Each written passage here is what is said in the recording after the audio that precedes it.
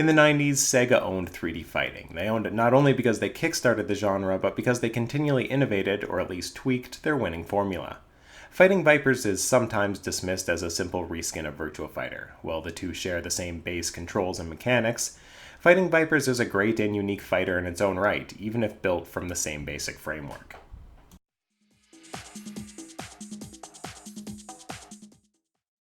Armstone City isn't exactly the type of place you'd want to raise a family or start a life. On the other hand, if you're into modeling, skateboarding, rock and roll, or street fighting, it's not a bad place to put down your roots.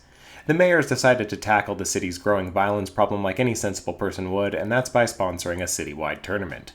An elite 8 warriors make the cut. Their prize, a battle on the city tower and domination of the streets below should they make it so far. Fighting Vipers is unique among its contemporaries in that its locations feel like more than throwaway backdrops. Armstone City feels like a real place, with each stage lending its home player a distinct personality. It's grimy, glitzy, exotic, and dank, feeling like an actual city lies beyond the cages. Furthermore, making your way through arcade mode feels like a real progression. Back alleyways leading through graffiti-ridden streets, eventually ascending an elevator to Jane's training ring, before reaching the rooftop for the final battle. Even small touches like different fonts for each name embolden the fighter's personality. Seldom do fighting games, especially fighting games with no built-in narrative, feel so immersive.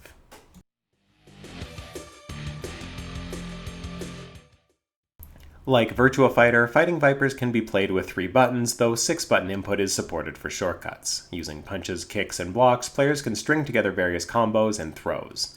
You can jump on a downed player by pressing up and punch, and grab hold of them with punch and guard. Unlike Virtua Fighter, Fighting Vipers arenas are enclosed. Pinning a character against a wall can lead to devastating combo damage, not to mention throws into the side of the ring, opening up further pathways. Some characters can climb atop the ring by pressing up and punch when coasting through a jump.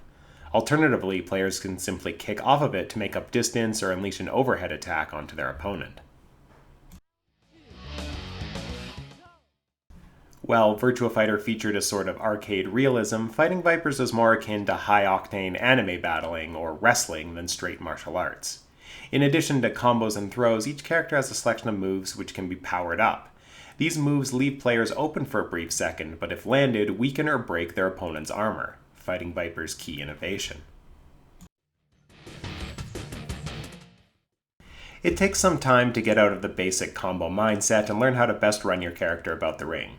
Players are stuck on a 2D line, only shifting plane when rolling from the ground or via certain moves. Armor too weighs heavy on a character's mobility, forcing players to rely more on offensive prowess than footwork to gain speed. Successful blows add up, creating momentum. A recovery feature allows players to flip out of a hit midair, countering with a dropping blow or leaping from the fence to regroup. On the flip side, this recovery mechanic can be exploited by skilled aggressors, juggling their opponents in the air. Choosing to fall and roll or recover adds a layer of suspense and fun to the action.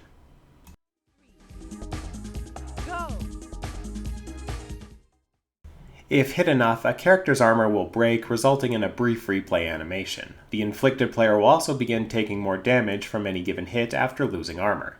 It's a strategic system which often plays out over multiple rounds.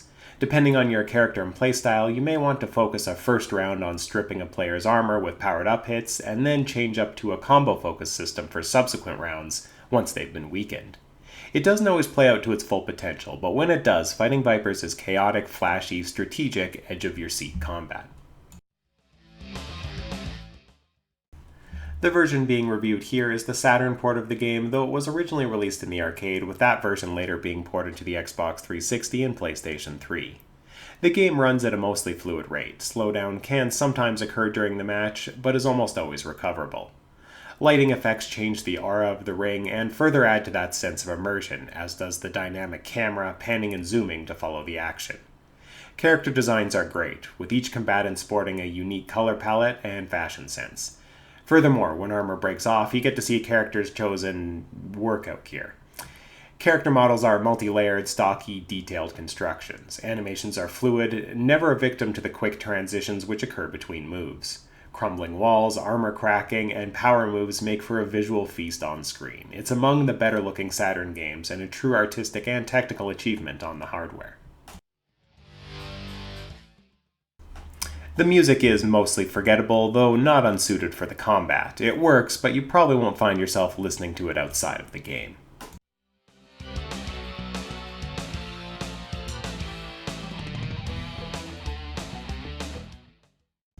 Fighting Vipers is its own distinctive experience even with its Virtua Fighter foundation. Though the arcade mode is where players will spend most of their time, it also sports versus and team battle modes. Completing arcade mode treats players to character-specific CG galleries, and can even be used to unlock a few bonuses should players know how. Matches can be saved to the replay theater, though sometimes the Saturn has trouble replaying them verbatim, requiring you to exit and load the file again. Those looking for a flavorful 90s street fighting romp will be hard-pressed to find a better fighter in the third dimension.